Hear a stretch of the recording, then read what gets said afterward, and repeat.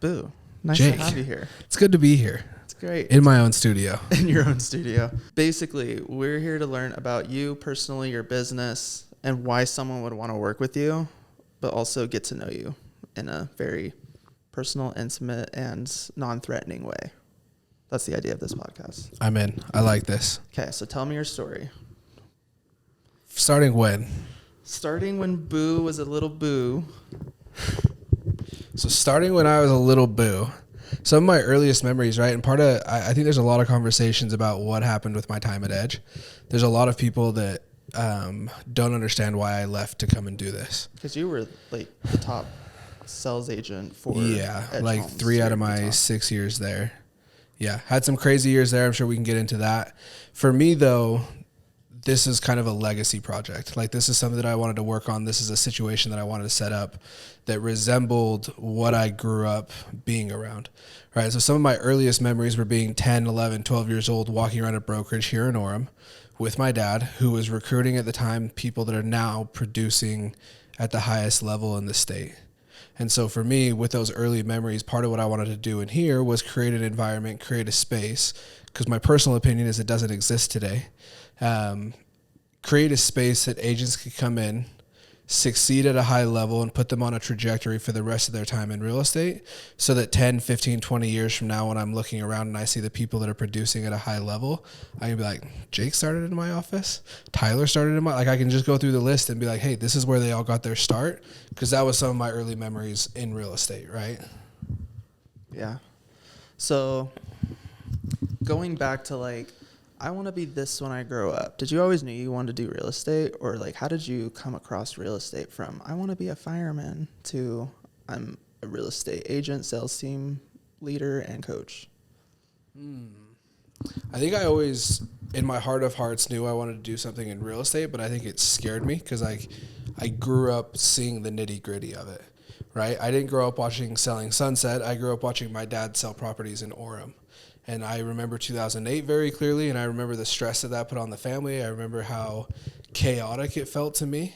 And I also had a dad who barely made it through high school, didn't make it through college, who was constantly telling me, you need an education, you need an education, you need an education. And so I tried a couple of times to enroll in school. I enrolled in college 3 separate times, and I didn't make it longer than a week combined in all 3. And so at that time, I was doing mortgages for First Colony Mortgage. Shout out First Colony Mortgage. They gave me a shot when I was young. Didn't think I wanted to do it, just something to do while I was going to school. And then I realized, okay, this is what I always wanted to do, even if I wasn't willing to admit that to myself. I think if you would ask me when I was 14, 15 years old what I was going to do, I wanted to go be an attorney. That seemed like something that was cool. Maybe a sports agent. But outside I think that's still in your future. It could be. And that would be a sweet transition if I could go and do that. But to me, like, what it came down to is, like, I've always known this. And I think, like, you look at LeBron James, and part of what makes LeBron James really good at basketball is he was kind of built in a lab to play basketball, right? He's 6'8", he's 240 pounds. He can jump 40 inches. He can run faster than most people. He was built in a lab somewhere to play basketball. I kind of feel the same thing about myself in real estate. Dude, that's awesome. So to an extent, yeah, I always knew that this is what I wanted to do. I just wasn't always willing to admit that to myself. Yeah. So then, now that you're in real estate, like, what is your why? Like, why do you stay? So I would say I asked myself that for the first time a year ago when I quit Edge. I interviewed a bunch of different places outside of the industry. And I think ultimately for me, my why, just like I think for everybody else, it's constantly changing. So for me, I would say my why now is what I alluded to earlier. I am hell-bent on creating a better way for agents to come into the market and to transact at a higher level and to transact for a longer period of time than what the industry averages are currently. So I feel hell-bent on that. Like, that's my why 100%, is creating a better environment for agents to come in and succeed at a high level really quickly. And I think we're doing that. Oh, I completely agree. So, I mean, when we ask the agents, you're not necessarily in production right now anymore, but Correct. what would you say your niche was in real estate? Was it more geographical, demographic? Like, what is your specialty when it comes to real estate? So it was definitely new construction. Like that was, I represented a builder. I represented the top builder here in the state. So I knew the ins and the outs. I still know the ins and the outs of what it feels like to represent new construction. And I would say, no, I'm not doing production, but like my production focus right now is going and helping our office land builders. We just landed our second one on Friday. My personal opinion is that the way that real estate agents are approaching representing developers right now is a massive disservice to those builders and to those developers. And I want to create a better way to sell new construction houses. If you're not an Edge Homes, if you're not an Ivory, if you're not DR Horton that's selling 1,000 units a year in Utah, I'm talking about the small guys, the people that are selling 30, 40, 50 homes a year. I want to create a better way for them to sell their product than what currently exists on the marketplace today. Dude, that's an incredible goal. I'm excited for that. I didn't know that, so I'm super excited for that. When we landed our first one, right, we had a builder that had a property that was listed for like 4 to 5 months. It was completed. So they're paying interest carry on that every single day. We took it over and within 30 days had double-sided it because of what we were doing and the way that we were able to get the transaction done, I think is that better way that I'm referencing. And then also going back to like our experiences just last month or so with the Parade of Homes here in Utah County, we were featuring so many of the builders, and they're likely going to call us back next year for any of their projects coming up. Yeah, and we're getting requests from other builders for the Salt Lake Parade of Homes that's just started 3 days ago. Mm-hmm. I do think that within 12 months we will have an established brand of new construction agents, a better way to market their houses, a better way to sell their houses, a better way to help them design their houses. Like we will, my personal goal is to help these builders that are selling 30 to 40 houses a year be able to compete with the big guys from an exposure perspective, right? I want to be able to deliver them a marketing machine that can help them generate more views on social media than what Edge is getting for theirs. I want to be able to deliver more views than any other home builder, regardless on the size, is generating because they chose our firm to represent them. You know, so when I look at new construction, when it comes to the big ones that are doing lots of production, I kind of associate them with food brands, or not food brands, but like fast food brands. And to me, like Edge Homes is like the in and out of new construction here in Utah. Just the like well-oiled machine. Yeah, well-oiled machine. You know what you're getting. It's quality. It's great. And I love it. In fact, I put 2 under contract just last month. Yeah, shout out. Shout out Edge Homes. No, I love new construction. But I think that there should be a better way of doing it. Yeah. Like if you look, like I think that's why Ryan Serhant is such an inspiration for me. I talk about him probably 3 times every single time I lead a training. I think that he has delivered a better way for developers in New York City to sell their product. There's nobody in the state right now that you can think of that when you think of them, you think that they are the new construction representative.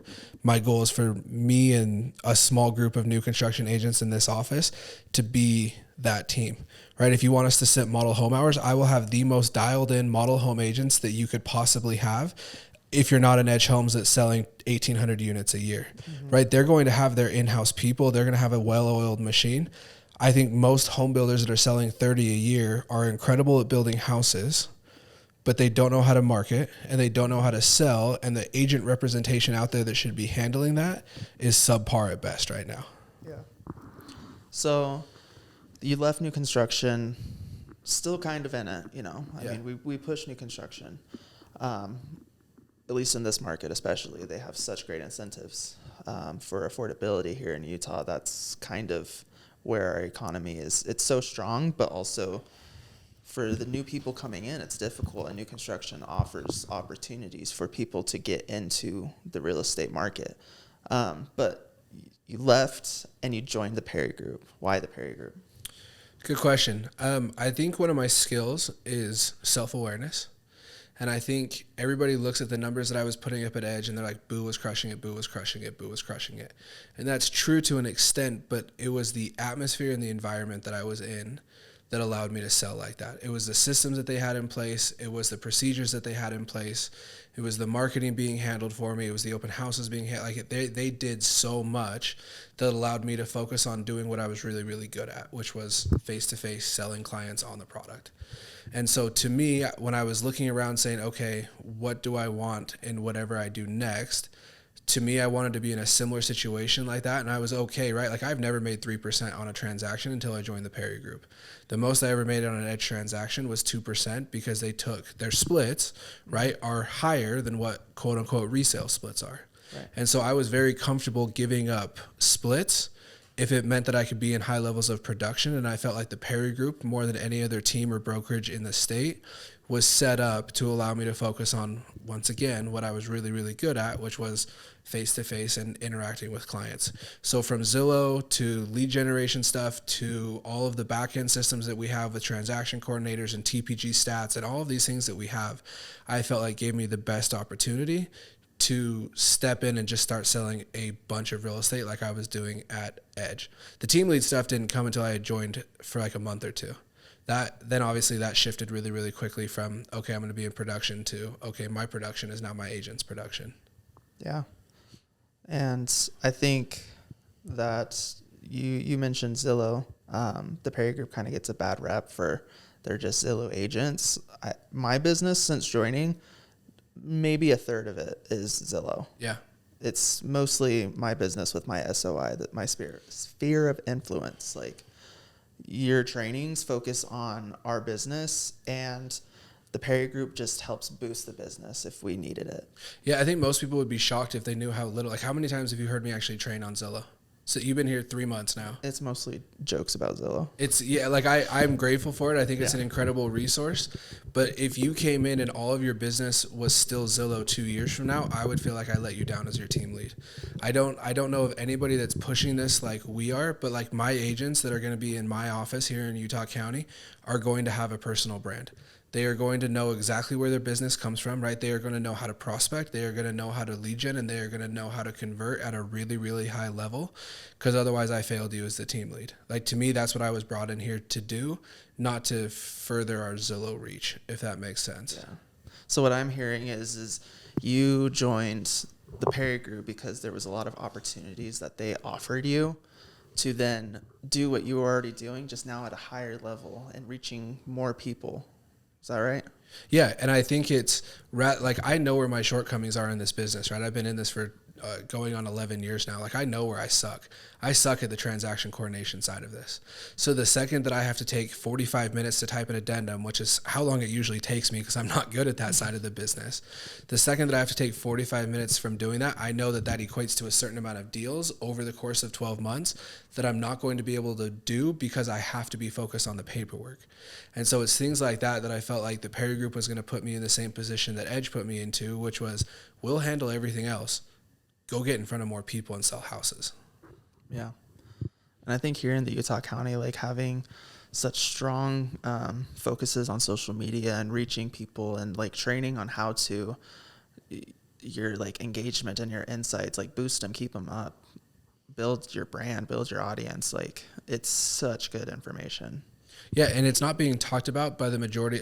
Hold on, let me correct that. It is being talked about by every single brokerage and team in the state of Utah, right? It is being talked about so far that they stand up in front of everybody during team meeting once a week and they say, Jake, post on social media, post on social media, post on social media. That's the extent of it. There's no training on this is how you review your analytics to get your next 3 video ideas. There's no training on saying, hey, this is how you create a captivating hook. There's no training on saying, hey, this is how you create your own content. This is how you develop your own brand. And so for me, that was the focus is I don't want this just to be me shoving it down your throat saying, hey, you have to do social media. Because I think every agent in Utah knows that they have to do social media. Mm-hmm. Why aren't they doing it at a higher level? I think it's because the brokers are failing them in their way to train, right? Because 20 years ago, it wasn't a thing. 10 years ago, you didn't have to be posting on social media consistently to generate deals. Nowadays, that's changing. And I think that there's one point that I want to correct, that everybody thinks I'm in love with social media. I love social media. Don't get me wrong. If TikTok gets banned tomorrow, though, my life doesn't change. The way I market consumers would change, though. Dude, perfectly said. I also want to focus on, or not focus, but highlight that one of my first trainings here, you asked everyone on the team to pull out your phones, pull out your insights for your social media. What has worked? What has your audience engaged with most? And we collaborated on it and we shared, and now people are also doing what is working for other people. And it's just like, that's one of the benefits of being on the team is we all have this singular interest in reaching an audience and collaborating and helping each other. And it's like, we're not competitors. We're legitimately a team. It's great. Yeah, that's one of the most common questions that I think people are asking me right now during interviews is it's like, what kind of gatekeeping takes place here? There is none. And I think if I ever saw it, if I ever felt like it was existing on the team, I would ask that agent to leave because that's not the environment that I want to create here. I am a very firm believer that we go further together than we do as individuals. And so rather than just being able to evaluate what your personal analytics are, let's get 30 people's analytics. Let's look at 30 different people's videos over the last 30 days and see what's working. Because if it's working for this person, it's probably going to work for you too. Let's figure out how to get you in front of more people by what other people are doing successfully. We really went over the specifics. It was great. Okay, so moving on. We're in Utah. Yeah. Why are you in Utah? Why do you choose Utah to live in? I love the market. I think that the changes that we're going to see over the next 5 years are exciting to me. Like, I have seen Utah go from a mom and pop shop state to we are a market that transacts closer to a Denver or to an Austin or to a San Francisco. If you look at our affordability, it is not an affordable place to live. Like, this is a very difficult place to sell real estate, but I think agents are making it more difficult than it needs to be with the way that they are currently finding business and the way that they are representing agents. So to me, I am in Utah because I want to be at the forefront of those changes that are coming, because I think that there is a massive opportunity there for those that are ahead of the curve on it. Trailblazer, everybody. Something like that. I like disruption. Yeah. That's the reality. I love disruption. I think that disruption is incredibly healthy to a marketplace. And I think the market itself is going to be disrupted. It's not going to be by agents like me that are trying new things, although that will be the label that gets put on it. Utah's market is completely changing in the next 3 to 5 years. The agents need to change with it. And those that do are going to get labeled as disruptors. I want to focus on like what you mean by disruption, because there are other models that are considered disrupting the industry that aren't necessarily succeeding. I mean, we've seen, I'm not speaking specifically, but we've seen disruptive models here in Utah fail within a couple years. Yeah. But your disruption has longevity because many people have attempted it, gone far with it. Some have attempted it and let go. Yeah. And so your disruption is like, we are here to stay. We are here to be like the sounding board for everybody. We're here to do it differently. Yeah. Like, we are here to have a younger approach to this, right? We are here, like, if you look, the average real estate agent, according to NAR, is a 62-year-old white woman. Like, that's the average agent. And to me, that person is not doing what they need to for what Utah's market is going to look like in 3 to 5 years. I hope I said that politically correct enough. I'm sure I'm going to get ripped in the comments for it. But to me, what is going to have to be done is entirely different than what has been being done to be successful in real estate. So I feel like we've gone very like business. Yeah. Let's get personal. Okay. What are your goals? And it can be business, but it could also be personal. Like, what are your personal goals? Personally, I want to create an environment where agents can come in and be successful, because I think that those opportunities in Utah are few and far between right now. There's not that many brokerages that are offering something different than the next guy. There's not that many teams that are offering something different than the next guy. So I think if I can create an environment where young Boo 10 years ago, who was just jumping into the industry, would want to come in and work and be successful and still sell 200 houses in a year, that's the environment that I want to create. Outside of that, I would say that I've had a reshifting over the last couple of years about what's important to me. I want to have a healthy relationship with my kids. I want to spend time with them. I don't want to be a slave to work like I was for the first 10 years in this business. I want to be involved in their schooling, right? Like, I want to drop them off at school every single day. I want to be able to have conversations with them.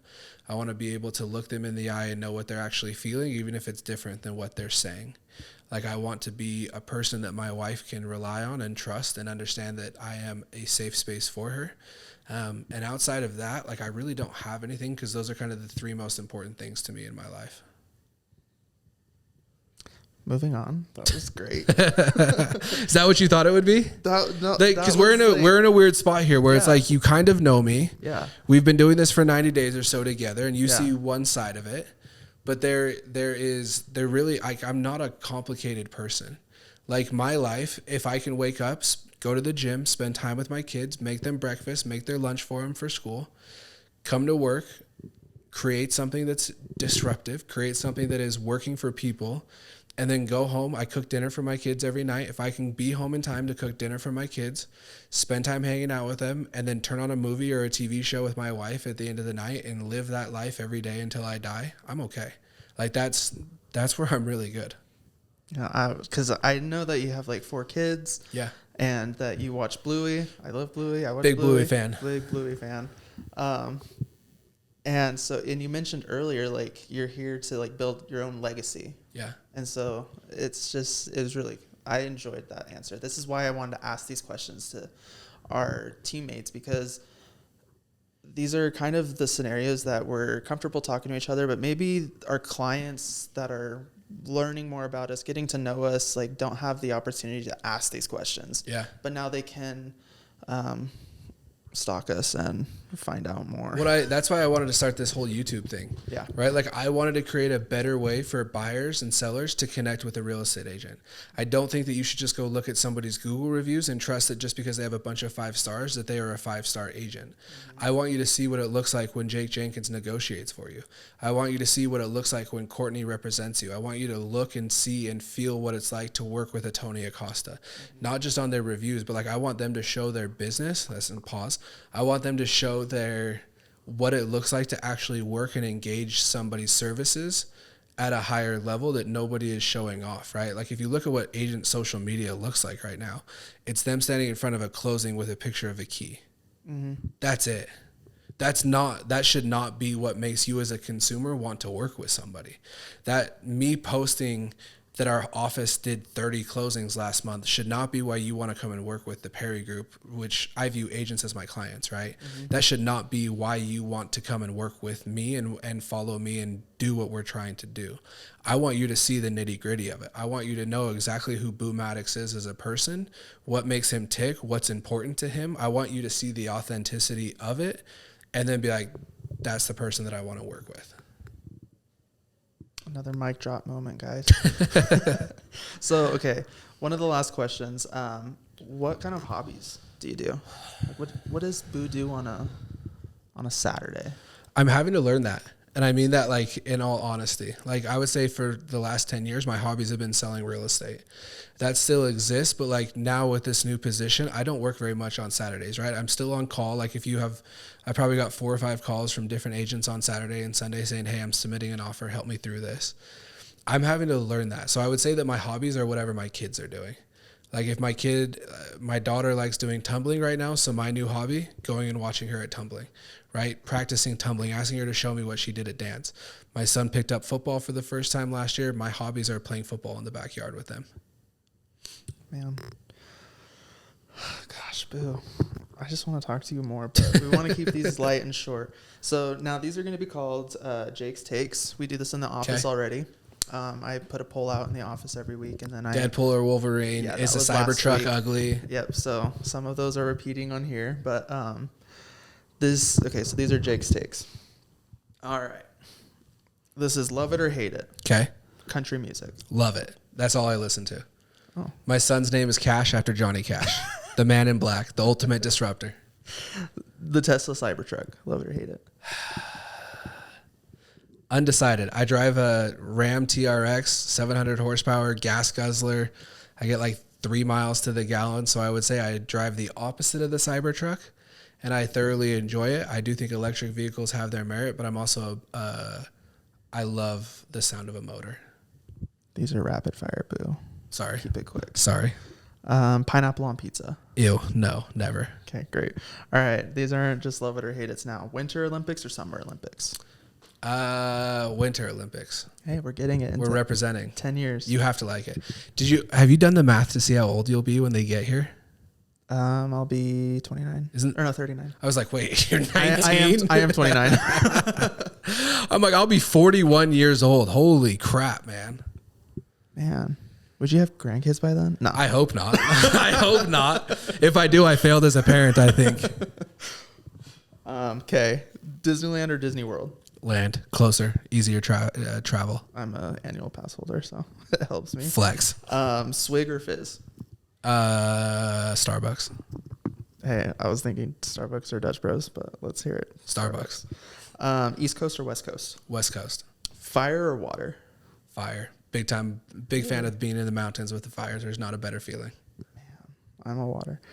Morning person or night owl? Morning. I'm in bed by 8 o'clock every single night. He's 31, guys. Okay, now these are real estate focused. Single level or 2-story? 2-story. 2-story master on the main. Love it. Okay. New construction or resale? New construction. Flip or hold? Hold. Utah's an appreciation state. Mm-hmm. Mountain view or lake view? Mountain view every day. Again, I'm Lakeview. All right, final questions that we're going to be asking every agent on the podcast. Who, alive or dead, would you want to throw baloney at? It doesn't have to be a hate crime. It could Ryan be Serhant, because I think he'd want to have a conversation with me after. Like, what the hell was that, man? He'd be like, is this going to end up on Reels? Please, I hope so, for both of us. Maybe he'd collab with me. Oh, man, they did repost you. They did repost me. Big win. Okay, do you peel a banana by the handle or by the what people consider the bottom? The bottom. You squeeze it and the whole thing opens up. Yeah, thank you. All right, now tell us your worst or most embarrassing family party or event experience in 3 words or 3 small phrases. For example, mine is Thanksgiving, gravy, junior high. Okay. Pre-mission, grandpa, family drama. Oof, no follow-up questions. Awesome. Well, Boo, thank you for coming on Meet the Team. I appreciate everything you do here. I'm excited for what we're doing at the Perry Group. Do you have any final words to tell our audience? This is just a start. Like, we're 6 months into this thing as far as I'm concerned. The Perry Group's been around since 2018. But to me, like, the only thing that I am tracking is what happens once I joined. So to me, like, everything that people are seeing that I think that they're already labeling as disruptive, this is still in the infancy, my friend. Like, this is still warm-up season as far as I'm concerned. So stick around. It's going to get louder.